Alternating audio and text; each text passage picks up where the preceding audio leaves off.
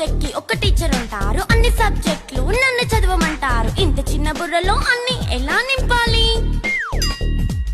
Class work, home work, fair notes అంటారు. Subject కి 3 books పెట్టి బ్యాగ్ నింపుతారు. ఇన్ఫాక్ట్ నా బరువు కన్నా నా బ్యాగ్ బరువే ఎక్కువ.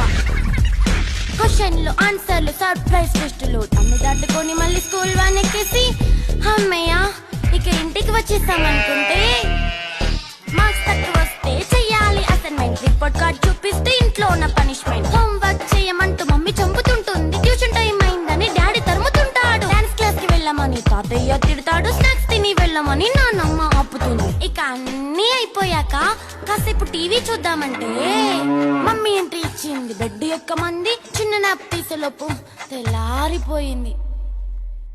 అయ్యో మళ్ళీ మొదలు ఈ స్కూల్ కష్టాలు. ఇక